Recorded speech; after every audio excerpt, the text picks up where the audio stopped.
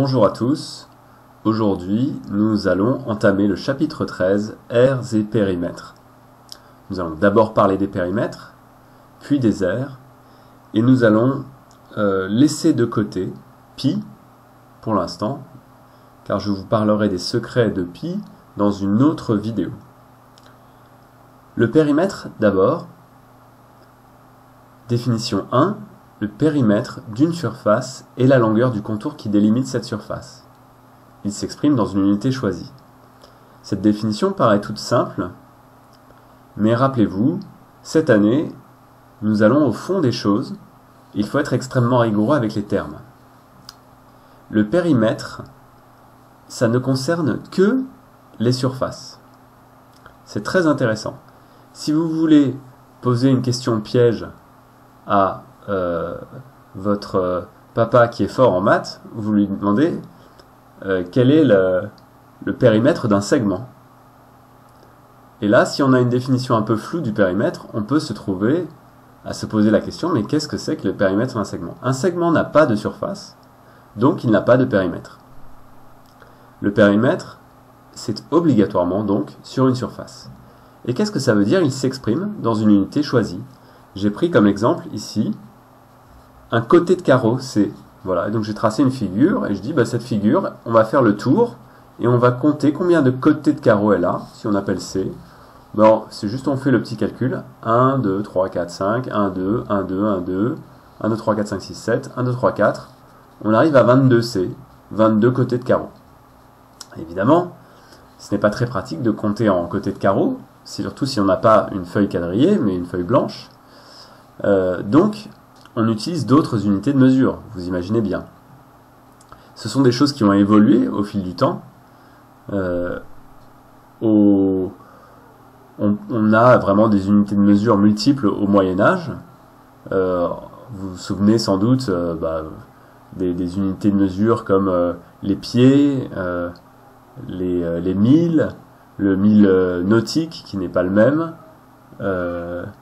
Ensuite, il y a tout un tas d'unités de mesure qu'on utilise aussi sur les poids, les livres, etc. Donc je vous avais fait un petit peu découvrir ça dans Isarn, et vous en verrez d'autres par la suite. Vous avez aussi des pays qui utilisent encore aujourd'hui ces unités de mesure un petit peu, qui paraissent pour nous un petit peu archaïques. Et par exemple, quand vous regardez un mètre, vous allez voir qu'il y a quelque chose en dessous qui sont les centimètres. Et au-dessus, vous voyez que c'est quoi? C'est 1, 2, 3, 4, 5. Qu'est-ce que c'est? Ce sont des pouces, en fait, des unités de mesure un peu anciennes, mais qui est toujours utilisée aux États-Unis et en Angleterre. Ça correspond en fait à la longueur entre le bout d'un pouce et le milieu. Ça s'appelle un pouce. Voilà. Ou inch en anglais, et ça fait environ 2,5 cm. Si vous regardez bien, ça fait à peu près 2,6 cm. Donc ces pouces, après en Angleterre ou aux États-Unis, ils deviennent des pieds, donc des foot ou des feet au pluriel. Et donc les personnes sont mesurées en pouces et en pieds. Donc c'est combien je mesure? Je mesure 5 pieds et 4 pouces. C'est véritablement les mesures que les personnes utilisent en Angleterre et aux États-Unis. De la même manière, ils vont choisir de se peser en pierre, en stone. Donc une pierre, ça fait à peu près 6,3 kg. Ce n'est pas une blague, mais c'est quelque chose qui nous paraît totalement archaïque, et à juste titre, parce que ça fait depuis fin du XVIIIe siècle que en France, et de ce fait en Europe et dans beaucoup de parties du monde, on a mis en place un système bien plus pratique, qui est le système métrique. Donc on a défini le mètre. Donc vous vous rappelez, il s'agit de ce texte-là qui est page 222 sur grandeur et mesure que je vous avais demandé de lire. Et vous voyez un petit texte sur cette page, excusez-moi, qui définit le mètre qui est rue de Vaugirard à Paris. Et c'est à partir de cette distance-là qui fait le quart du 10 millionième du méridien terrestre. On l'a défini en 1799. Et on l'a dit à partir de cette distance-là, on va tout établir. Toutes les unités de mesure, ce sera à partir d'une distance, et non pas plusieurs. Et on arrive comme ça à faire aussi des unités de poids, de volume de liquide, de volume de solide. Donc c'est extrêmement utile, extrêmement bien vu. Et c'est pour ça que l'Europe a adopté le système métrique. Revenons à nos périmètres et à nos aires. On va prendre comme pour appui l'exercice 4 de la page 232. Donc vous vous souvenez, on peut utiliser n'importe quelle mesure. Donc on va prendre un petit carreau comme ça. Un côté de carreau peut nous donner le périmètre. Donc cette figure, elle fait combien de côtés de carreau? Elle en fait 1, 2, 3, 4, 5, 6, 7, 8. 2 fois 3 au centre. Ça fait 8 et 6, 14. 15 pour celui-là. Et 3, 18. Voilà, elle peut faire 18 côtés de carreau, c'est sa figure verte en périmètre. Et après, maintenant, on va passer à l'aire. L'aire, c'est la mesure d'une surface. D'accord? Définition, toujours on revient pour appeler un chat. L'aire d'une surface est la mesure de cette surface. Ne confondez pas aire et surface. L'aire, on parle d'aire d'une surface. L'aire, ça va être dans une unité de mesure. De la même manière. L'aire de cette surface, eh bien on va définir une unité de mesure pour cet exercice, qui est ce carreau un peu rosé ou orangé. Et on compte combien y a-t-il de carreaux? Il y en a 9, donc ça fait 9 carreaux par exemple. C'est l'unité selon cette unité de mesure là. Ce carreau-là ferait, voilà, ce carré, pardon, ferait 4 fois 4, 16 par exemple, moins 4 au centre, ça fait 12. C'est une façon de compter, assez astucieuse. Ici, on peut tout simplement les compter ou additionner certaines parties. Voilà. Quand on va arriver sur d'autres exercices, vous comprenez que souvent, parfois, les calculs d'aire peuvent se faire en additionnant des parties entre elles. Par exemple, ce demi-carré là, avec celui-ci, font un carré entier, ça fait 1, 2 carrés, 3, 4 carrés. Donc la figure verte mesure 4 carreaux. 4 carreaux entiers. On n'appelle pas ça des carreaux carrés. On appellera ça des côtés de carreaux carrés, par exemple, si vous voulez. Ou on verra ça un petit peu plus tard. Donc celle-là, par exemple, elle fait la moitié de 4 carreaux. Donc elle en fait 2. Ici, 2 là, ça fait 2 et 2, 4. Ici, on en compte 4 sur la longueur. Puis encore 2 et 2, 4. Ça fait au total 4 et 4, 8 et 4, 16. On aurait pu faire aussi ça de manière assez simple. Bon, on va laisser ça pour l'instant. Pardon, ça faisait 2, 1, 2, 3, 4, 5, 6, 7, 8, 9, 10, 11, 12. 12 pas 16, excusez-moi. Ensuite, sur cette figure-là, voilà, c'est le même principe. Donc maintenant, revenons à nos unités de mesure. Comme personne n'utilise le carreau rose comme une unité de mesure, on utilise bien le système métrique. On va se dire, qu'est-ce qu'on va faire qu'on arrive à cet exercice-là? Comment va-t-on faire pour convertir? Et qu'est-ce que c'est que exactement 1 mètre carré? Qu'est-ce que c'est donc un décimètre carré, etc. Le système métrique, vous vous souvenez, il est parti du mètre. Et donc dans les mesures d'unité d'aire, on part logiquement de la base qui est le mètre carré. Qu'est-ce que c'est qu'un mètre carré? Pensez aux mots qui sont utilisés. Un mètre carré, c'est l'aire d'un carré d'1 mètre de côté. Quelle est l'aire d'un carré d'1 mètre de côté? Il fait 1 mètre de côté fois 1 mètre, ça fait 1 mètre carré. C'est une convention, on pose ça comme une convention. À partir de là, qu'est-ce que c'est que 7,2 décamètres carrés? Vous vous souvenez peut-être, vous avez vu votre cours, vous avez vu les tableaux, on ajoute cette fois-ci 2 zéros. D'accord? 7,2 décamètres carrés, ça fait 720 mètres carrés. Alors pourquoi on saute cette fois-ci la virgule de 2 cases quand on a des carrés? Et pourquoi à ce moment-là on passe, donc 720 mètres carrés, ça fait 72 000, quoi, décimètres carrés. Mais pourquoi? On va essayer de répondre à cette question en prenant un exemple simple.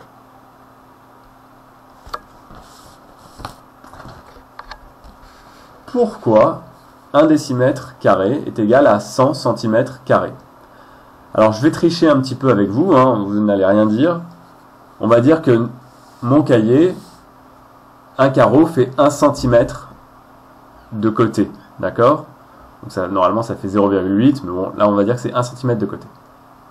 Donc je trace un carreau qui fait, un carré pardon, qui fait 10 cm sur 10 cm, un carré de 10 cm de côté. Il est composé de petits carrés qui font chacun 1 cm de côté. Quelle est la mesure de l'aire de cette surface? Quelle est la mesure de cette surface? Quelle est l'aire de ce petit carré? C'est 1 cm sur 1 cm. D'accord? Celui-là fait 1 cm carré.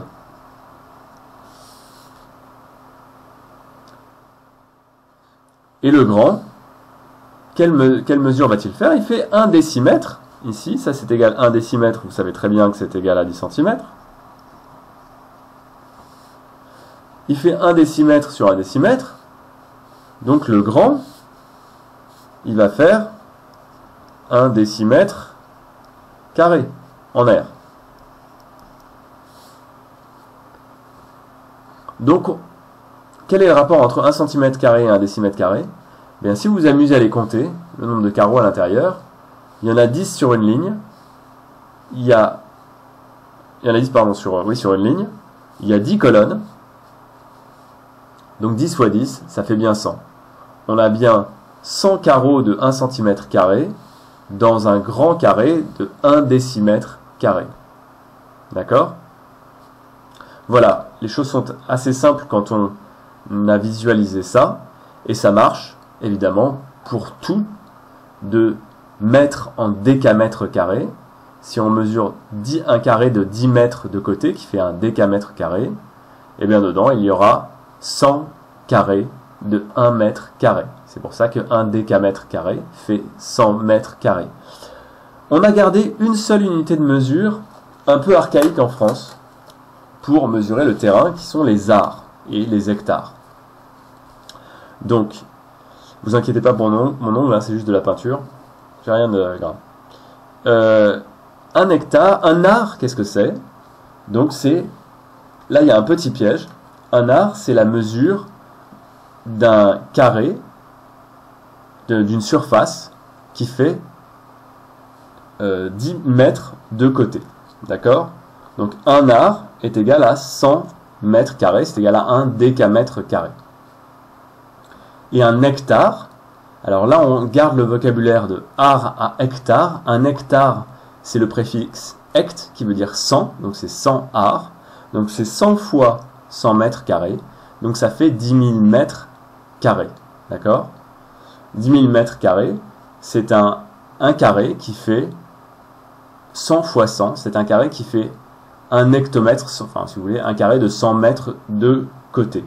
Donc un hectare, c'est souvent la mesure d'un terrain qui va être représenté en hectares. Donc la correction, par exemple, ici, 6,5 km², ça fait combien de zéros on rajoute? Bah là, on a celui qui est après le 5, enfin voilà, ça fait 1, 2, 3, 4, 5, 6, 6. Donc ça fait, on divise par 2, ça fait 3 décalages de colonnes, si vous voulez. Donc on passe de kilomètre carré à hectomètre, décamètre, mètre carré. Donc c'est égal à 6 500 000 mètres carrés. Et comme 10 000 mètres carrés est égal à 1 hectare, on arrive à 10 000, on enlève 4 zéros, et donc on arrive à 650 hectares. D'accord? Donc, voilà pour ce qui est des hectares et des mètres carrés. Il faut bien comprendre que donc on va passer de 2 en 2 dès qu'il y a le petit sigle au carré là, l'astuce entre ar et hectare, d'accord, 81 ar, c'est combien d'hectares. Là, il n'y a pas de carré en dessous au-dessus du A. Donc, on va sauter de 1 en 1. Du préfixe A au préfixe HA, il y a 2 sauts. Donc, c'est 0,81 hectares. Et ça fait combien de mètres carrés? 81 hectares. Combien est-ce que ça fait de mètres carrés? 1 ar égale 100 mètres carrés. Donc, 81 hectares est égal à 81 plus 2 zéros. Ça fait 8100 mètres carrés. Bien. Voici pour aujourd'hui et je vous donne rendez-vous à la prochaine fois.